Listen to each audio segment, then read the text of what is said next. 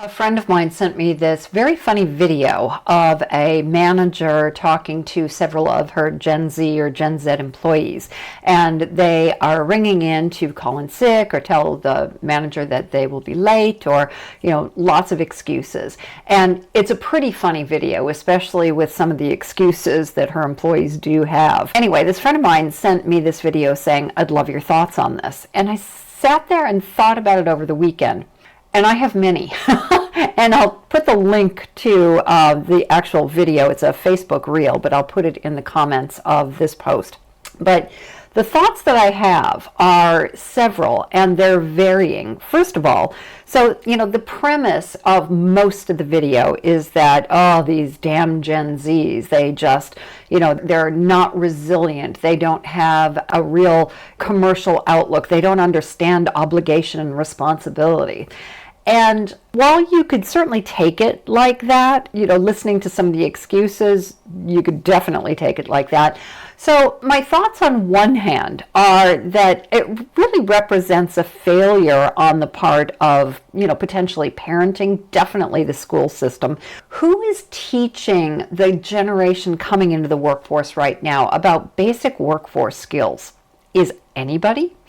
The second thought that I have is that they approach work differently than the older generations. Now, that's an argument that's as old as time on one hand, but this generation really is different. The problem is that this millennial, so she's not all that old herself, this millennial manager is expecting her Gen Z employee to operate in a way that's more similar to her, even though they have been brought up completely differently in a very different time, not only with different parenting styles, but with what's happening in the world, what's happening with technology. And there's the source of her discontent, is that she expects them to operate in this way without ever having been trained or potentially setting these expectations. Now, it's a short little video. I don't know what expectations she has set for her people, but she really has kind of two choices. First of all, to reset her expectations, because this is kind of how the new workforce operates, and it would be a source of less stress, or a lesser source of stress, I should say, to her if she did reset her expectations.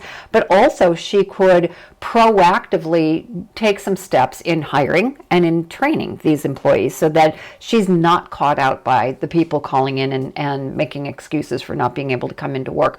Or she could look for employees who have that knowledge, who have that skill or that set of skills around how to work in today's society, or a combination of both. That's really the choices that she has. But right now, from the short little video, it looks like she has a set of expectations and they're not meeting them, so it is frustrating. The other thing that I wanted to mention is that the skill shortage has made managers less willing to have tough conversations around these things. They don't want to upset their employees so that they leave and they have to replace them. And I get that to some extent. But the other thing is that this video looks like the employees that she's talking about are shift workers or maybe customer service or retail workers. You don't know what the actual business is. Now, that is certainly an area where if somebody doesn't come into work, they are missed. But the conversation that she could be having is a coaching conversation explaining what the ramifications are, what the knock-on effects of them not coming into work are. And again, this is something that I see lacking on the part of a number of managers. But the second point to this is if you're not talking about people who have to rock up to an actual work site at a time, does it really matter? Now, again, we're stuck in this old school thinking about, work being done between the hours of 9 to 5, and that just doesn't happen, especially with knowledge employees. But even so, everybody's afraid of having these tough conversations. Very few managers are good at coaching conversations, which is really the type of conversation that needs to be had. There's also the opposite argument to be had, and the end of the video says that even in the midst of all this manager does give credit to the fact that this generation is very good at setting boundaries. But taking it a step further, and this is really what, when my friend and I talked about my reaction to this video, this is where he suggested some things that I hadn't even thought of.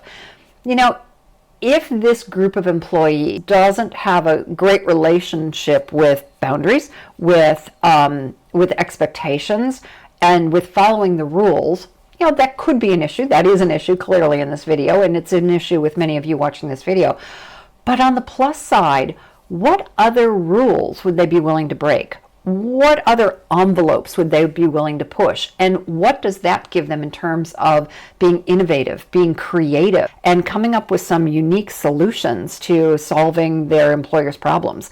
We get stuck in this old school thinking. And, you know, this demonstrates the manager's old school thinking about their expectations.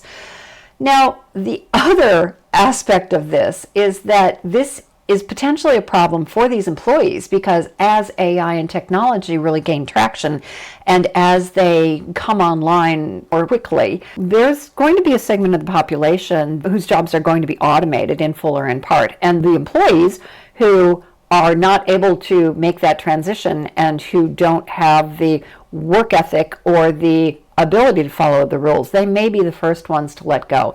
So there are multiple aspects of this video that I think that it really brilliantly highlights.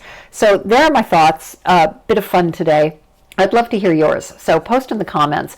What do you think about the excuses that these employees are making? Where do you think the failure is? Is it with the parenting? Is it with the education? Is it the fact that we need to train people on real life and work skills on the job?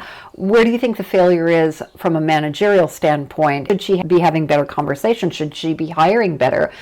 Or are her expectations out of whack for the modern workforce? So I'd love to hear your thoughts. Thanks.